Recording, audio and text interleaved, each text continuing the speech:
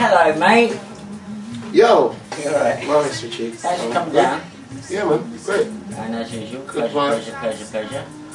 Yeah, I'm very intrigued with what you guys are doing here. Yeah. Very interesting stuff. Yeah. Welcome to Messing around with some of my old stuff. I was sort of going to go over a couple of questions we asked earlier. Right. The first one would be that really you and Horace Andy are the big crossover collaborators from Jamaica. Right. On the British music scene. Yeah. And what is it about you that maybe made you different from some other guys who are more kind of Puritan, rootsy, that you experimented more? Yeah, like I was like explaining earlier on, because like the old contrast of Jamaican music like was always like reggae, like, you know, kind of stood out from the rest of Caribbean calypso. Like most of the islands were into like a lot of stuff. And I mean, like I basically started with a live band, working on Hotel Circuit, you know, kind of interacting with people. I had the opportunity of like running around with people like Bob Marley, kind of grew up in his yard kind of thing with his boys and stuff. So, you know, we were always like into different things, you know, trying different ways to, you know, mess around with the reggae, kind of get it on a roots kind of vibe, you know, like, you know, more expressing like the warmth and the vibe of Jamaica, you know. But I suppose travelling, coming to England and meeting people like my professor, I met also some guys called Paul and Neil, who started a label called Left Field. They started a band called Left Field and a label called Hard Hands.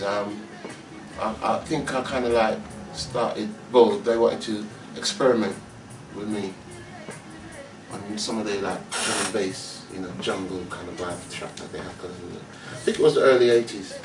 Which went on to be Release the Pressure. Yeah, which kind of turned out to be Release the Pressure as a massive hit. Underground kind of thing. Oh, that's it's just underground. I mean, it crossed over big time, yeah, it did. I mean, can you verify a story for me?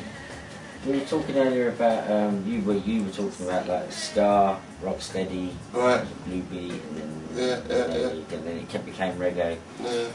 I heard a story, and I want to tell me whether there's any truth in it. Someone said to me that one summer in Jamaica was so hot that people just couldn't play at the ska speed for one summer.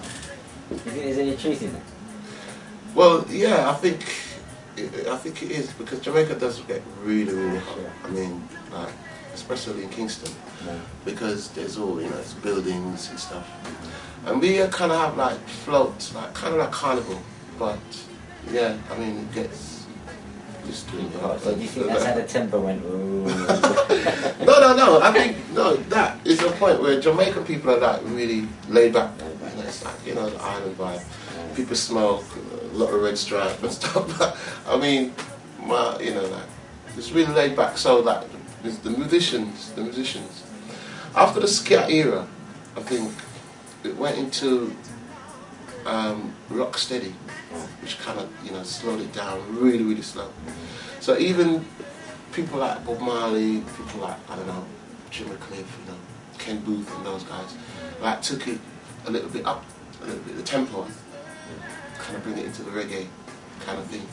So we've kind of stuck with the reggae because, you know, after Bob and the whole Wailers thing, it's like, that's it, we're sticking to that one. Yeah, sure, we're not going back to this merengue and calypso thing. But yeah, I mean, yeah. What about the Lee Perry sessions? What are they like? From what I can remember vaguely. I mean, there were long nights, long nights and days. But yeah, Lee Perry sessions was strange because, I mean, he had the most limited amount of equipment inside the studio. Like, I think it was a 4-track, you know, 4-track machine, 16-track mixer. But he made it sound like a 32-inch, you know, like, you know. He had all these little gadgets that he built and stuff, and I think between him and a guy called King Tubby's, they had a lot to do with the emergence of dub, you know, like versions, B-sides of vocal songs. That kind of, you know, made the dub scene really interesting because, you know, had all these little sounds and stuff inside it. They made the rules, didn't they? Yeah. How it worked. Yeah, I mean, you know, I think Perry used to like build a lot of his own, you know, effects and stuff like that. You know, Like my professor. yeah, you know, more or less, you know, like modernise his board and turn it into like a 32 tracks, adding stick things. But yeah, it's like the whole dub scene came out of that. You know, the Lee Perry and King Tubby's thing. It started as just doing an instrumental B-side. Yeah, just a B-side instrumental, and then, you know, adding little, you know, sounds, you know. And it kind of really got popular because I think like sound systems in Jamaica kind of like got into that really big. So the DJs, you know, would have something to like work with. But yeah, I mean, Perry also, I think, had a lot to do with the emergence of reggae like on an international kind of level, because, you know, he started like... He was involved with Bob Marley, wasn't he? Yeah, he did a lot of the Bob Marley stuff. Buffalo Soldier was done at this place, you know. And Police and Thieves, I think, was the like, first like million-selling record, you know, international.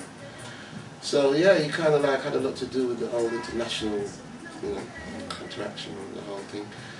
Yeah, you know, I mean, he's still around, luckily enough. You know, it's good to still be able to see him on stage talking about. Yeah, he did I think he did a festival recently, Glade, or one of these crazy summer festivals. Yeah, I mean, still around, it's good.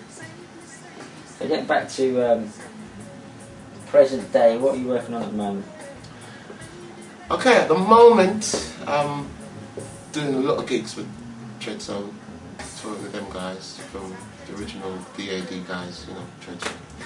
And keeping really busy with that. And I'm also doing a lot of stuff my own. I'm working on a few tracks with Mr. Richie Stevens as well, as we speak. Benjamin Zaponaya has been involved, and I've done some stuff with Tipper Iron as well, which is hopefully, you know, coming out in the autumn. We have an autumn this year. Might go straight into winter. You were saying to the students earlier that you're running your own label. Yeah, I've started a label as well, my own little label, because I mean, I've kind of like had the opportunity again to be with people like Augustus Pablo, who started his own label at a really young age in Jamaica, set up his record shop, and that kind of turned into Rockers International, which, you know, had people like Jacob Miller, you know, Big Youth, a lot of, you know, main artists was working. So I was working very closely with Pablo, and I mean, he kind of showed me, you know, setting up a label, you know, getting involved in that, you know, doing your own production and all that kind of stuff. And you were saying as well you want to keep the vinyl alive. Yeah, I mean, that was what it is, you know. We kind of started, there was no CDs around. Cassette was not even, I don't know, it was not that popular. You know, MD, mini disc and all them things wasn't around. It was vinyl that was doing it. And we were doing alright, you know, Randy's records, that was selling vinyls a lot. You know, VP records. But I think with the emergence of CDs and stuff, the vinyl kind of went down. People kind of started making CD mixers and all that kind of stuff. But I think for DJs, they still, you know, still need a vinyl, still need like the 12 inches and stuff. And it does sound better, doesn't it? Yeah, it does have the warmth, you know, it's more, I don't know, more personal, you know, it's the vinyl. And looking at the sleeve, nice, you know, artwork and all that. It's not the same as downloading an album from Willie Allen or something. Yeah. But funny you should mention that. I was going to ask you what your feelings about this kind of new wave of reggae is happening in London at the moment. I know. Amy Winehouse really took me back because, yeah, I mean, reggae's had a big influence in the UK since, I don't know, Millie Small days, you know, like in the 70s.